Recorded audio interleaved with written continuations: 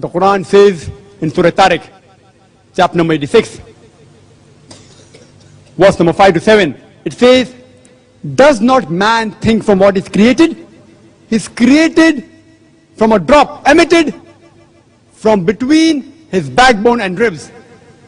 And today we know that the genital organs, the testes and the ovaries, during the embryonic age, they develop from where the kidney is placed, between the backbone and the 11th and the 12th rib.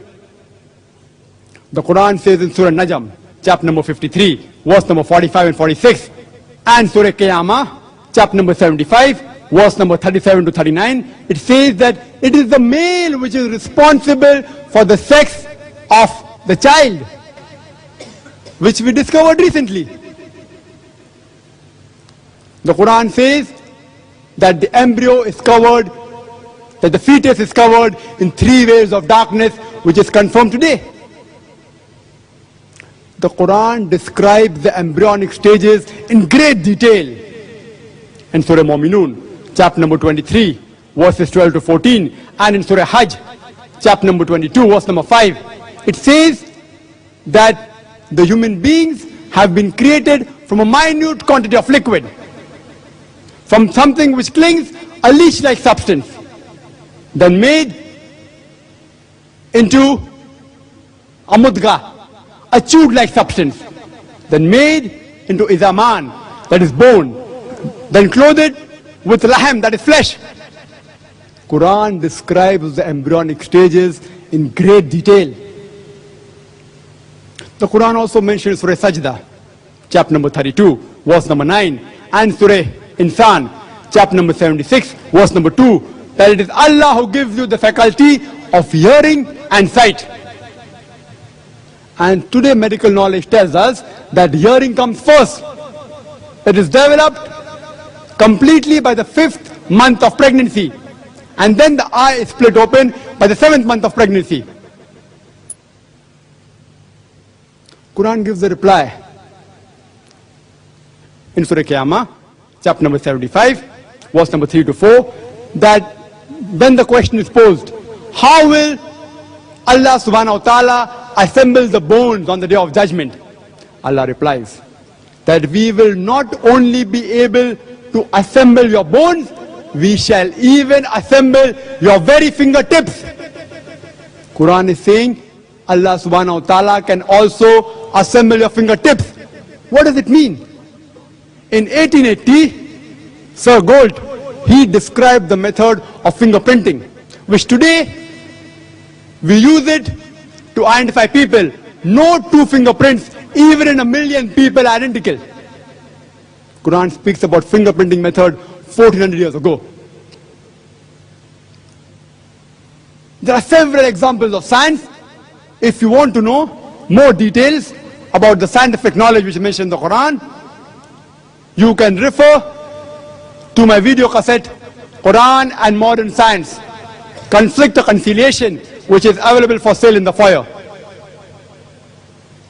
I would like to give one more scientific fact, that there was a scientist in Thailand by the name of Professor Takashan, who did a great deal of research in the field of pain receptors. Previously, science thought that only the brain was responsible. Only the brain was responsible for the pain. But recently, we have discovered that there are pain receptors present in the skin which is responsible. Quran mentions Surah Nisa, chapter number 4, verse number 54, that as to those who reject our signs, we will cast them into the hellfire. And as often as the skin is roasted, we shall change it with new skin so that they shall feel the pain.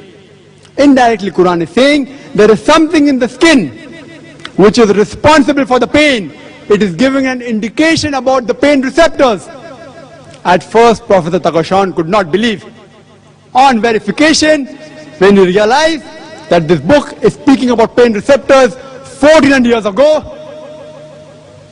he embraced Islam in a medical conference in Cairo and said, La ilaha illallah, Muhammadur Rasulullah, that there is no God but Allah.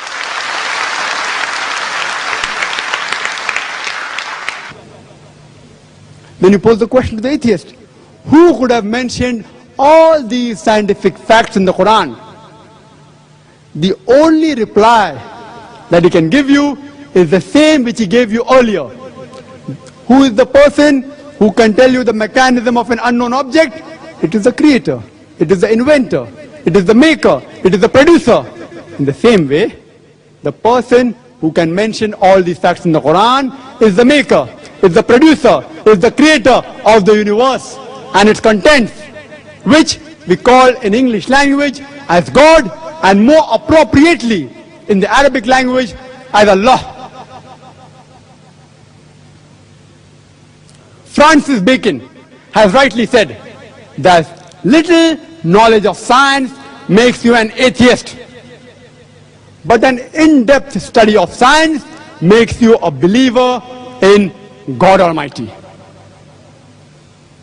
No wonder today scientists are eliminating the models of God, but they are not eliminating God. They are eliminating models of God, La ilaha, but not God, illallah. I would like to end my talk by giving the translation of the second verses I quoted in the beginning of my talk from Surah Fusilat, chapter number 41, verse number 53, which says, Sanurihim ayatina fil afaqi wa fi anfusihim hatta yatabayyana lahum annahu al-haq awalam yakfi bi rabbika annahu ala kulli shay'in shaheed. Soon we shall show them our signs in the furthest regions of the horizons and into their souls, until it is clear to them that this is the truth. Wa akhiru da'wan alhamdulillahi rabbil alameen.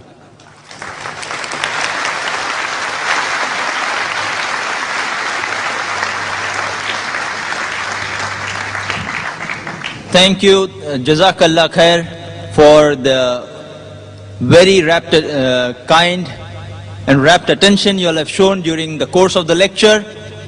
Now we come to the second part of our session, and we hope to have a similar, in fact, a better interest of yours. That is the question and answer session.